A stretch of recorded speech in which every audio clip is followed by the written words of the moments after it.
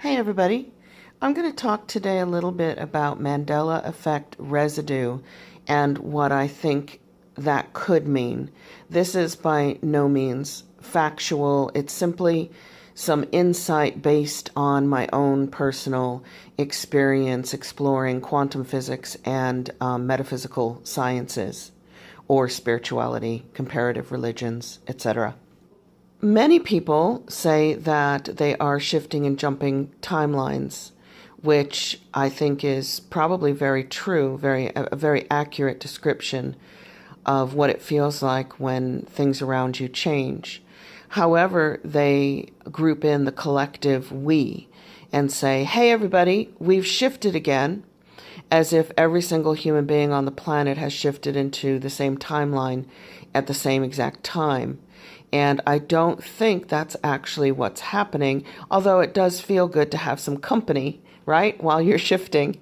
The fact that there is residue, which everybody here already knows is proof of the way something was before it actually changed for the individual or changed for the group.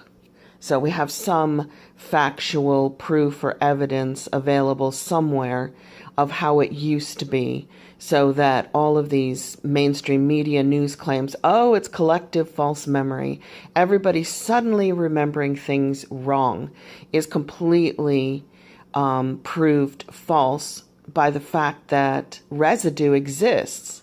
So if anybody says, oh, no, it was always, no, I am your father, instead of Luke, I am your father, you can pick up tons of evidence on the internet that proves, no, it wasn't that way. This is not a false memory, a collective false memory, because here's the proof. And Moneybags just put out a video today with some new residue, which is awesome, with Mark Hamill imitating the line on a call-in, I think, some comedy, maybe fundraising call-in show, going, Luke, I am your father. So go over to Moneybags and check out his video today for some awesome new residue. And Unimundi, I hope I'm saying your name right, a new subscriber, and I'm subscribing to him, has also found some very important residue. It used to say the lion would lie down with the lamb, which has been changed to the wolf will sit or dwell with the lamb. And he found online, I believe, a 400-year-old King James Version Bible that has the original in it with the lion laying down with the lamb in today's video. So another good place to stop if you've got time. So back to residue. The fact that residue exists all over the place immediately disproves mainstream media's take that the Mandela effect is just collective false memory. Not to mention the fact that if the entire world started remembering something wrong all at the same time, that would be pretty miraculous in itself. So the residue proves that matter is shifting or matter is changing.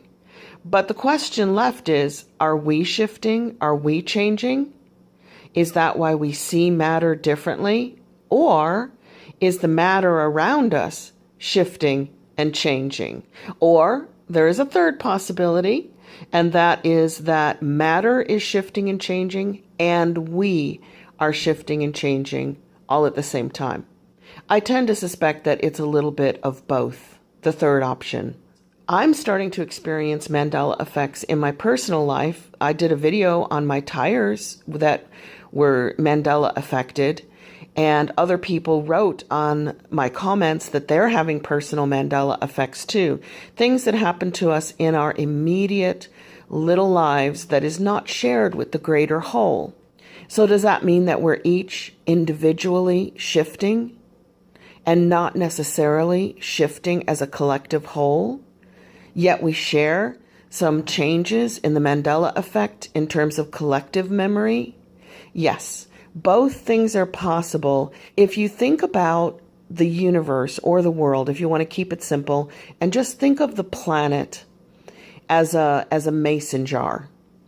And inside the planet are bubbles floating around within the jar.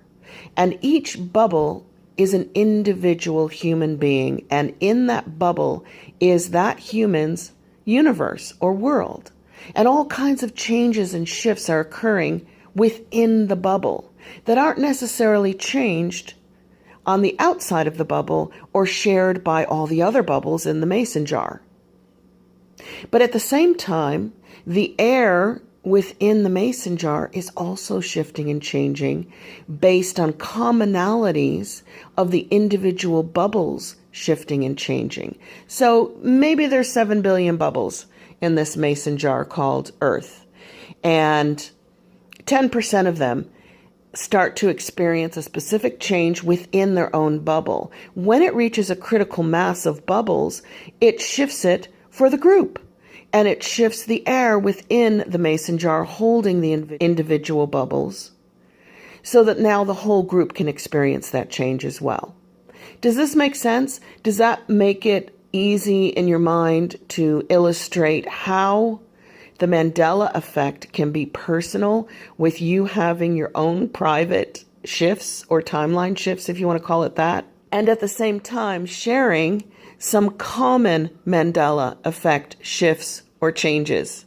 I hope that example helps to explain how it can be an individual shift or a group shift, and it can be either or both at the same time. One does not necessarily negate the other. So all I can say to you, my Mandela affected friends and non-Mandela affected friends, is happy shifting. Enjoy your changes and go back and listen to some of my early videos to learn how to control the shift, how to make the shift happen along the lines that you would like to experience, how to kind of direct and steer your Mandela effect shifts and changes. Okay, much love, everybody. Bye for now.